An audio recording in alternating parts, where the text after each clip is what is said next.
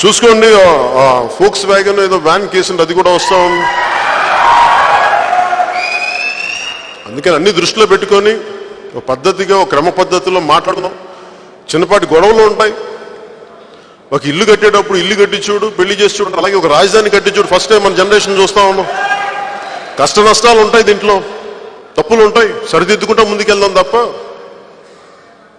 అంతేగాని ఇక్కడి రాజధాని మార్చేస్తాం అనుకుంటే కూడా నిజంగా పరిస్థితులు చేయి దాటిపోయి ఇక్కడ నాకు రిప్రజెంటేషన్ ఇచ్చిన ఎస్ఐన్ భూమి రైతులకి న్యాయం జరగకుండా, రైతులందరికీ న్యాయం జరగకుండా ఇలాగే వైసీపీ ప్రభుత్వం ముందుకెళ్తే మనందరం ముందు స్థానికంగా పోరాటాలను చేద్దాం, తెలియజేద్దాం, సమిష్టిగా పోరాటం చేద్దాం. అప్పటికి వీరు వినని పక్షంలో ఖచ్చితంగా నేను ఇప్పటిదాకా ఇన్ని సంవత్సరాలుగా భారతీయ జనతా పార్టీ నాయకులందరితో పరిచయాలు ఉండి కూడా నేను ఎప్పుడు దాన్ని వ్యక్తిగతంగా వాడను కూడా.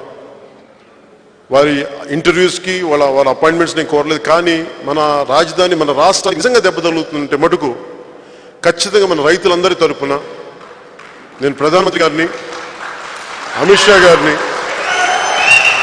వారి దృష్టి ఖచ్చితంగా తీశాను. కాకపోతే అది ఇక్కడ ఫెయిల్ అయిపోతే బొత్సగా మన మాట వినకుండా ఇలాగే నేను మార్చేస్తాను అంటా ఉంటే, అసలు జగన్ రెడ్డి గారు దీని గురించి అసలు పట్టించుకోకుండా 151 మంది ఎమ్మెల్యేలు నా ఇష్టానికి నేను నడుచుకుంటాను ఇదే ధోరణిలో ఉంటే ఖచ్చితంగా అప్పుడు మనం ముందుకు తీసుకెళ్దాం. ఈ లోపు ఓపిక పట్టండి నన్ను దయచేసి మీరు భయపడి స్థలాలు మటుకు అమ్మకండి, ఎకరాల మటుకు అమ్మకండి, ఉన్న ప్లాట్లు అమ్మకండి, ఉంచుకోండి, ఇది భవిష్యత్తు. అలాగే ఎస్ఐన్ భూముల్లో ఉన్న దళిత రైతులందరికీ వారందరి తరపున ప్రభుత్వానికి విన్నవించుకుంటా ఉన్నాను. మీరు కౌలుకి రైతులందరికీ ఇచ్చి మళ్ళీ దళిత రైతులు మళ్ళీ మీరు వేరు చేయడం, దళిత కూలీలకు మీరు ఇస్తానన్న వారి అకౌంట్ లేకపోవటం మళ్ళీ మీరు వివక్ష చూపిస్తూ ఉన్నారు. అలాంటి వివక్ష గురి కాకుండా దళిత రైతులందరి అకౌంట్లో, ఎస్ఐన్ భూములు ఇచ్చిన రైతులందరి అకౌంట్లో కూడా మీరు దయచేసి డబ్బులు వేయాల్సిందిగా, వారి అకౌంట్లో డబ్బులు వేయాల్సిన మనస్ఫూర్తిగా నేను వారందరి తరపున నేను కోరుకుంటున్నాను. అలాగే భవిష్యత్తులో చాలా మందికి ఇంకా ఇంకొంచెం రావాల్సినవి ఉన్నాయి. 1450 గజాలు ఉండాలి, ఇవన్నీ ఉన్నాయి. ఇవన్నీ ఒకరు కూర్చొని తీసుకునే నిర్ణయాలు కాదు, సమిష్టిగా అందరం కూర్చొని ఒక నిర్ణయం తీసుకుని అందరికీ న్యాయం జరిగేలా జనసేన నుంచి నా వంతు కృషి నేను చేస్తాను. మీకు జనసేన అంతా మీకు అండగా ఉంటుంది, మీకు అందుబాటులో ఉంటాం. మీరు చెప్పిన 2-3 రోజులు 48 గంటల లోపు మేము ఇక్కడికి వచ్చాం.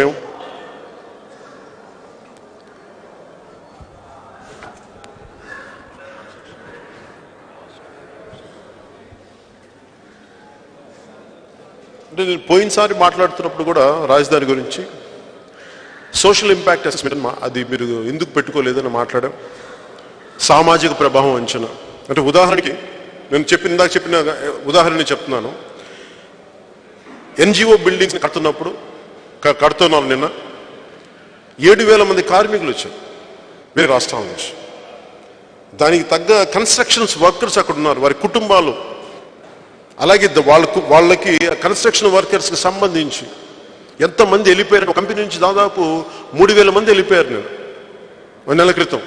అది కూడా వాళ్ళు ఎందుకు హైదరాబాద్ వచ్చారని అడిగితే ఇక్కడ అమరావతిలో పనులు ఆగిపోయి మమ్మల్ని వెళ్ళిపోమని చెప్పి అందుకని వచ్చేసాం, మా బిడ్డలను తీసుకొని వచ్చేసాం. ఇదంతా ఎంతమందికి కన్నీటి కథలు ఉన్నాయంటే, కన్నీటి గాథలు ఉన్నాయంటే, కన్స్ట్రక్షన్ వర్కర్స్ దగ్గర నుంచి భవన నిర్మాణ కార్మికుల దగ్గర. ఈ రోజున ఇసుకని మాట్లాడుతున్నాం. పోయినసారి తెలుగుదేశం ప్రభుత్వాన్ని దెబ్బ కొట్టింది ఇసుకే, మళ్ళీ వైసీపీ ప్రభుత్వం అదే తప్పులు చేస్తా ఉన్నారు.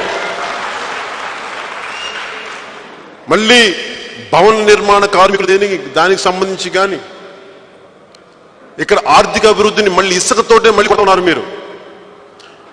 నేను మీకు చెప్తా ఉన్నాను వైసీపీ నాయకులందరికీ, మీరు కన్స్ట్రక్షన్ వర్కర్స్ మైగ్రేషన్ ఆపకపోతే మళ్ళీ మీ ప్రభుత్వం మీరు 151 మంది ఎమ్మెల్యేలకు వచ్చిన ప్రభుత్వమైనా ఒకప్పుడు అనే మీరు దుస్థితిలో ఉంటారు. దయచేసి ఇప్పుడే చెప్తాను, మీరు కరెక్ట్ చేసుకోండి. మీరు ఇంతమంది కార్మికుల కష్టాలకి, ఇంతమంది రైతుల కన్నీళ్ళకి మీరు కారణం అయితే 151 మంది ఎమ్మెల్యేలు వచ్చినా మీరు అధాపతాళానికి వెళ్ళిపోతారు. దయచేసి ఆ రోజులు ఎక్కడో లేవు.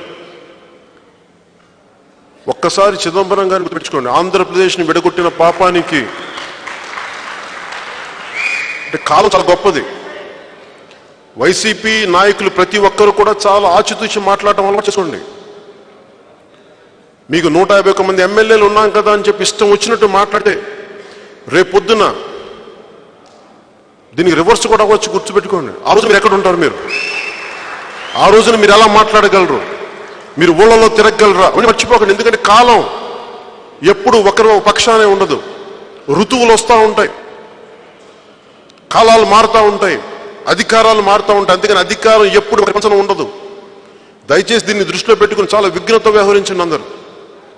అందుకని వైసీపీ ప్రభుత్వానికి కొంచెం మెచ్యూరిటీతో కూడిన విధానాలతోటి నిష్పక్షపాతంగా చంద్రబాబు గారి మీద కోపంతో ఇక్కడ అమరావతిని మార్చేస్తాం, లేదంటే మీకు ఒక కులం మీద కోపం ఉంటే దాన్ని ప్రజలందరి మీద చూపించాలి.